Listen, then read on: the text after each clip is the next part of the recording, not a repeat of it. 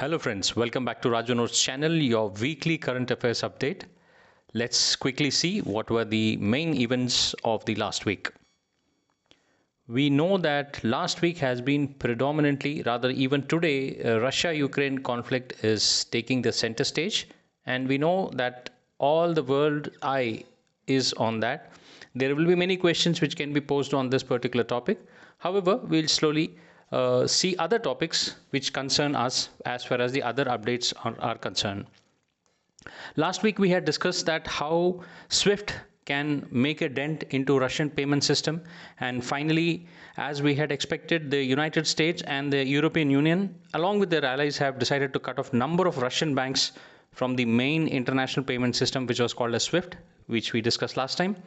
And this will certainly have an impact on the Russian financial transactions going in and out of the country.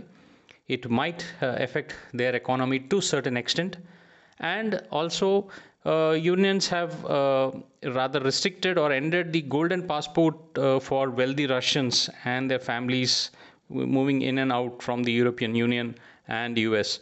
Well, a point for us here is such a system like SWIFT, dependence on a third country software is always detrimental for any country.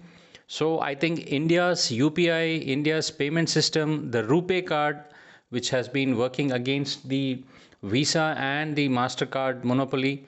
So these are good steps by the country. So one can always think on these lines, and questions can be posed onto the students appearing for the competitive exams and taking the interviews for the civil services as to how and what more can India do to negate further such kind of things in future. We also know that the GPS is of US, and that has been disabled over the Ukraine for the Russian systems, and Russian as such, they don't use GPS, they have their own GLONASS.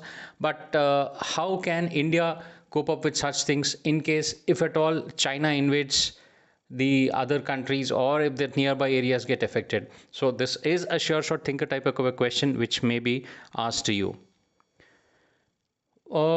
In flow with the Russian conflict happening, Ukraine conflict happening, Russian President Vladimir Putin has put his nuclear deterrent forces on high alert. Well, this is a very aggressive move. There is no doubt on that.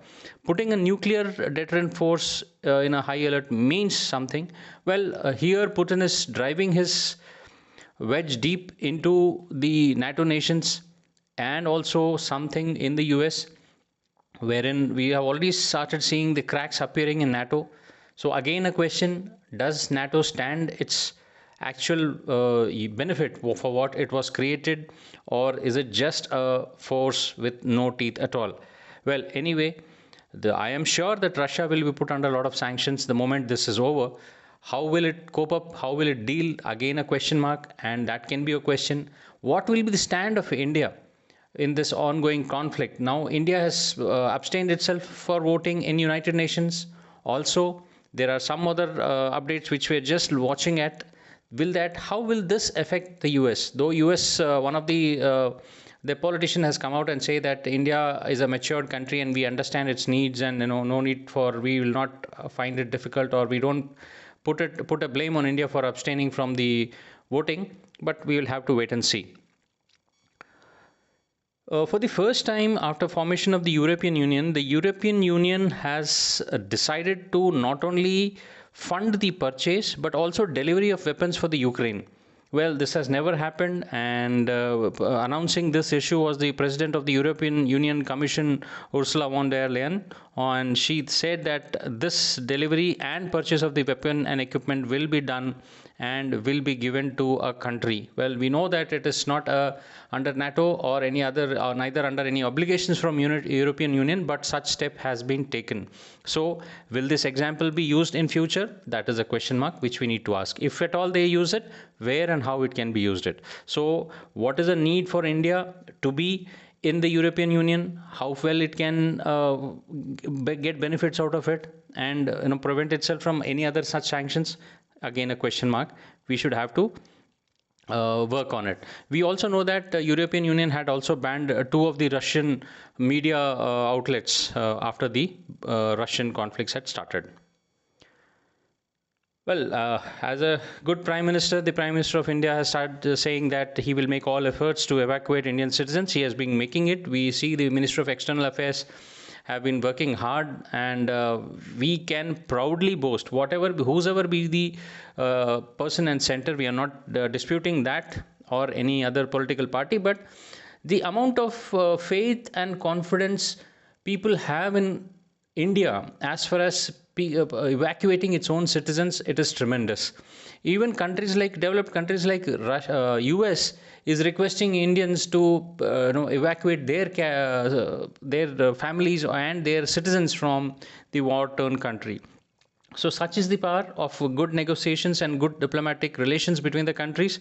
And my main point for bringing out this topic is to divert attention towards the Operation Ganga. We all know that it is a operation for evacuating the Indian citizens from these two fighting countries. So it will certainly be a question for your examination or interview, and you should be aware as to how various agencies are involved in it, how the country has made diplomatic progress both with Ukraine and the Russians, as also the neighboring countries, how the citizens have been evacuated via buses, trains to the neighboring countries' borders, and how they have been taken in, and what are the type of aircrafts being used, what are the civil aviation ministries doing it. That all will form a part of this, and how Indian Air Force is turning up the heat onto this.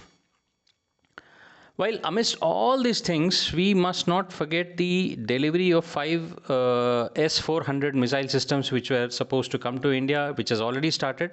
And Russia, amidst all this, now giving a statement that nothing of any obstacles will come into the Indian's path as far as the delivery of this weapon system is concerned. We also want that it should not happen.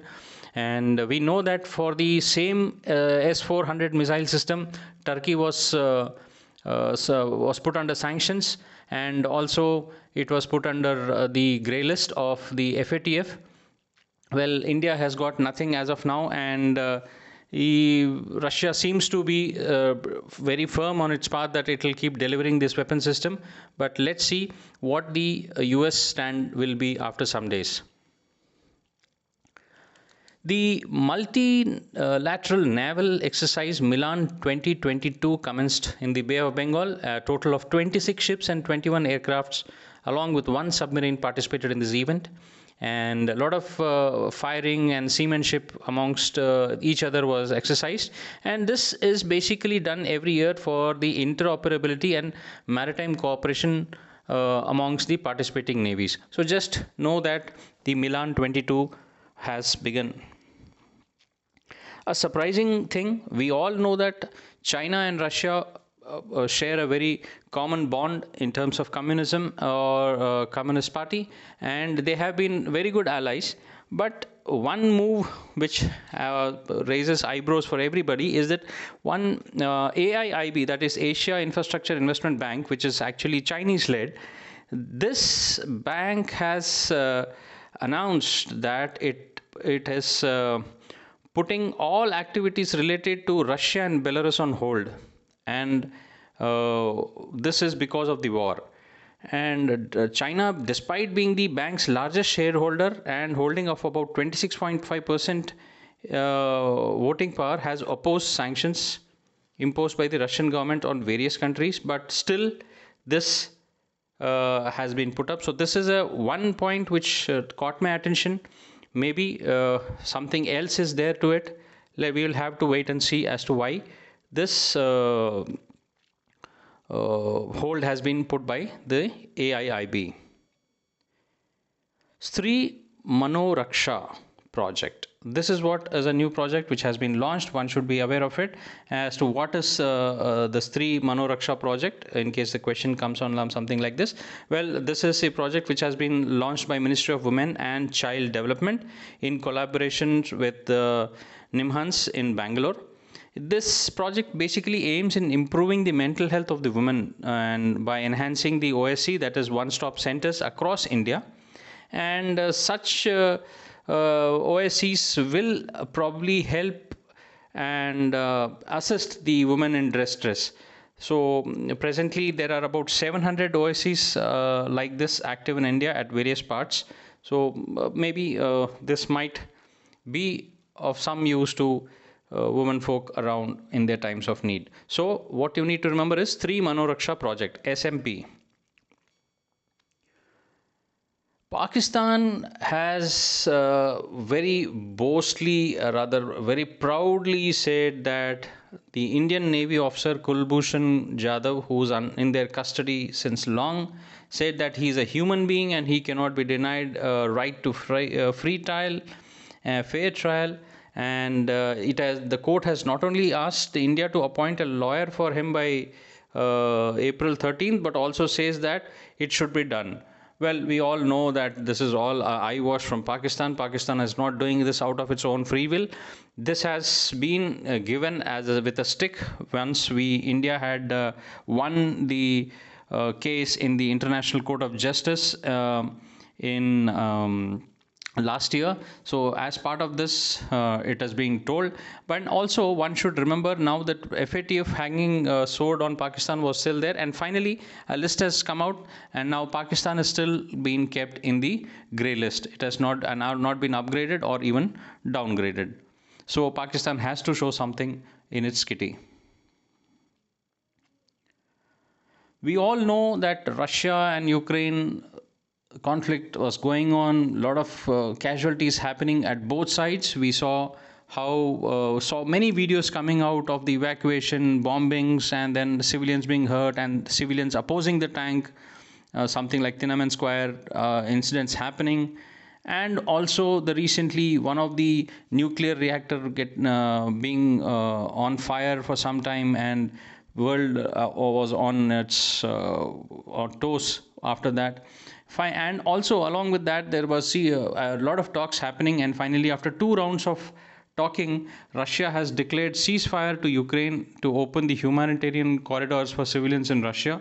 Basically it is halting its operations so that the residents can leave the areas of Mariupol and the Volnovakha for them to safely cross over. Well, it's my intention that now, since it's slowly coming to an end, Russia will try to secure as much area as possible of Ukraine, and then will probably come onto the negotiation table. But this operations, in my view, will be intensified for at least next week. By the next week we should know what all more actions will happen. But we know that there has been a 4-pronged attack from 4 different directions, and major cities have been taken. And before we end today's update, a very good news coming from the Indian Railways, that is in terms of an anti-collision system called as Kavach. This was tested on the tracks in the South Central Railway Division, and here the one loco power was running from the same track, and the other loco power on the same track on the opposite direction. And we saw it live as what was tweeted by the Minister of Railways, Ashwini Vaishnav. He showed that these 2 trains were running at good speed, I think about at a 60 or 70. And when they were approximately about 380 meters, when even the driver was not trying to break the speed, the train's Kavach system automatically took over, and it started not only reducing the speed but got both the trains to halt at about 380 meters gap. This is an excellent anti-collision system which has been developed by the railways, and this is hailed to be probably the world's cheapest automatic train collision protection system. So I think it is 1/4 of the present collision systems which are used worldwide. So this gives out a superb I must say opportunity for the system to be launched worldwide, and with such prices it has got a very good market in the world. So it's an applause what is really required for all those people who have developed this system. And I hope such the cases and incidents wherein we see a lot of trains meeting accident during the fog, and in the manual error of the loco pilot being missing out onto the danger signal. So I think that will be avoided in future, and it's a really good step. Well, that's all, friends, for this week's update, and we will see you soon in next week with more updates. And till then, please take care, wear your mask.